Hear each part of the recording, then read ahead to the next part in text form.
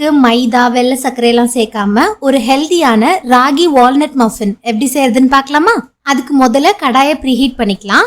ஒரு அடிகனமான பாத்திரத்துல ஒரு ரிங் வச்சுட்டு மூடி போட்டு மீடியம் ஃப்ளேம்ல 10 நிமிஷம் ப்ரீஹீட் பண்ணி எடுத்துக்கோங்க. நான் இங்க 10ல இருந்து 15 டேட்ஸை சீட்ஸ் எடுத்துட்டு 1/2 கப் சூடான பால்ல 1/2 மணி நேரம் ஊற வச்சிருக்கேன். இது ஒரு மிக்ஸி ஜார்ல சேர்த்துக்கலாம். இது கூடவே 2 பழுத்த வாழைப்பழம், 2 டேபிள் ஸ்பூன் ஃப்ளேவர் இல்லாத எண்ணெய், 1/2 டீஸ்பூன் வெனிலா எக்ஸ்ட்ராக்ட் சேர்த்து பேஸ்டா அரைச்சு எடுத்துக்கலாம். ஒரு சல்லடையில 1/2 கப் ராகி மாவு, 1/4 கப் கோதுமை மாவு, 1/4 teaspoon baking soda, 1/2 teaspoon baking powder, ஒரு பிஞ்ச் உப்பு சேர்த்து எந்தவித கட்டியும் இல்லாம சலிச்சு சேர்த்துக்கலாம். பொறுமையா கலந்து விடுங்க. இது கூடவே 1/4 கப் காய்ச்சி ஆற வச்ச பாலை கொஞ்சம் கொஞ்சமா சேர்த்து கலந்து விடுங்க. உங்களுக்கு சாக்லேட் ஃப்ளேவர் பிடிக்கும்னா இதுல கொஞ்சமா கொக்கோ பவுடர் இல்லாட்டி மெல்ட் பண்ண சாக்லேட் கூட சேர்த்துக்கலாம், நல்லா இருக்கும். கடைசியா மாவு இந்த கன்சிஸ்டன்சில இருக்கணும்.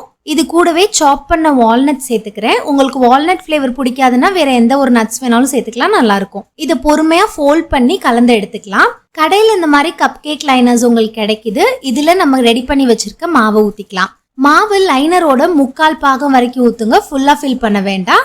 இதை இந்த மாதிரி லைட்டா டேப் பண்ணி எடுத்தோம்னா உள்ள இருக்க ஏர் பபிள்ஸ் எல்லாம் போயிடும். மேல கொஞ்சமா சாப் பண்ண வால்நட் டாப்பிங்க்கு சேர்த்துக்கிறேன். எல்லா மாவையும் இதே மாதிரி லைனர்ஸ்ல ஊத்தி ரெடி பண்ணி எடுத்துக்கோங்க. இதை ப்ரீஹீட் பண்ண கடாயில வச்சு லோ ஃப்ளேம்ல 25ல இருந்து 30 நிமிஷம் பேக் பண்ணுங்க.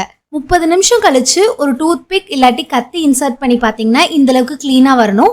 கம்ப்ளீட்டா பேக் ஆயிடுச்சுன்னு அர்த்தம். அவ்வளோதான், நம்மளோட டேஸ்டி அண்ட் ஹெல்தியான ராகி வால்நட் மஃபின் நேச்சுரல் ஸ்வீட்னரோட ரெடி ஆயிடுச்சு.